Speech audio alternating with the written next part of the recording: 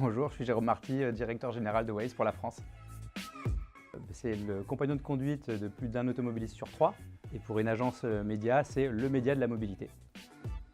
Waze, ça vient d'où? C'est né de la frustration d'un geek israélien qui s'est vu refuser la possibilité d'enrichir son GPS par l'éditeur de logiciels. Ça a d'abord pris, comme ça a été inventé en 2008, la forme d'une application, enfin pas d'une application d'ailleurs, d'un site qui s'appelait Link Map, et c'est très vite devenu une application. Ça a été racheté récemment par Google il y a un peu plus de 5 ans. Ça a été racheté pour une somme assez rondelette, un peu plus d'1 milliard de dollars. Et le contexte du rachat est assez intéressant puisqu'il a été racheté au moment où on parlait beaucoup, l'acronyme du moment c'était SOLOMO, Social Local Mobile. Et là, donc, il y a une bataille pour acquérir cette petite pépite du web entre Google, Apple et Facebook qui effectuait de nombreux rachats à l'époque. Ouais, première communauté d'automobilistes dans le monde, 110 millions d'utilisateurs dans le monde. En France, c'est un peu plus de 12 millions et demi qui nous utilisent chaque mois.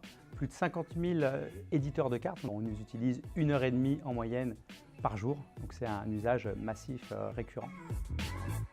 Alors mon rôle, le titre, c'est un titre américain, ça s'appelle Country Manager. Ça consiste en quoi? Country Manager, c'est superviser l'ensemble des opérations en France. Donc ça va du commercial. Notre business model, c'est la publicité, en passant par la communication, les RH, le marketing. Ensuite, le produit. Le produit, c'est un produit à la fois B2B et B2C. Donc faire en sorte que le produit continue à avoir une consonance très française. Moi, j'adore quand on appelle Waze, non pas Waze, mais Waz ou Wazé ou Vazi. C'est Waze déjà dans toutes les voitures. Donc on a commencé à s'intégrer sur l'ensemble des plateformes, CarPlay, Android Auto. Donc ça va, j'espère, prendre avec la production et l'arrivée de ces nouvelles voitures sur le marché. Et puis après, on a un autre objectif, c'est un objectif plus stratégique pour la société, c'est on va s'attaquer au covoiturage de proximité et faire en sorte que les gens se déplacent pour aller au travail à plusieurs dans une voiture. Donc rendre le trajet en voiture plus sociable et enlever des voitures de la route pour avoir un effet positif sur l'environnement. C'est un projet qui est dans les bacs. Ouais, sentiment de fierté, donc je parlais, le Cocorico, c'est effectivement l'annonce qu'on vient de faire à Monaco avec Carrefour, donc c'est intéressant pour une boîte américaine d'avoir un ancrage, on va dire français, de faire des premières mondiales depuis la France. C'est quelque chose qui n'est pas connu, on est en train de monter des partenariats aujourd'hui d'échange de données, notamment avec les services de secours, donc les SDIS. Aujourd'hui, quand vous signalez dans certains départements, notamment la Vienne, un accident, l'information va directement aux services de secours qui donc ont l'information chaude. Sur l'instant, avec la géolocalisation, ils peuvent intervenir. Donc ça, c'est quelque chose dont je suis très fier puisque on voit un des usages de Waze et de la communauté qui va effectivement permettre quelque part de sauver des vies. Aux États-Unis, on a déjà mis en place ce type de fonctionnalité. On les mesure. En moyenne, c'est 70% des cas, l'information publiée par les Wazers est plus rapide que le 911, donc l'équivalent du 112.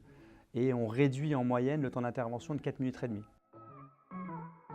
Google, il y a quelques années, je crois qu'il y a 3 ans, a recruté une personne qui s'appelle Lyre Cohen pour diriger YouTube Music.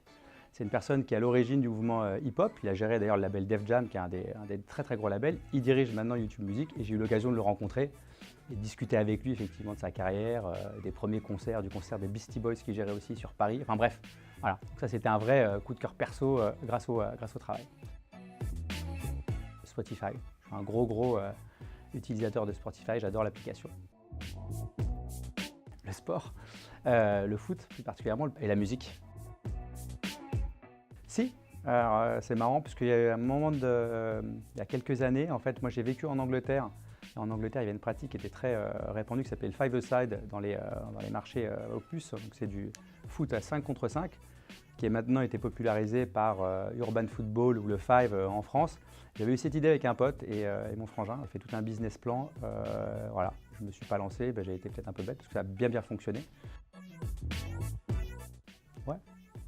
C'est marrant, on voit toujours des ponts qui peuvent se créer quand on a des passions, quand on arrive à mélanger passion et professionnel. Moi, j'ai aidé dans le cadre de Google, il y a des projets où on peut dédier une partie de son temps pour des associations. Moi, j'ai fait une rencontre très forte avec une personne qui s'appelle Jimmy Adjoviboko, qui a monté une association qui s'appelle Jambars, où j'ai emmené des jeunes de cité avec lui à Johannesburg pendant la dernière Coupe du Monde en Afrique du Sud. Voilà, c'est des liens qu'on entretient. Ouais.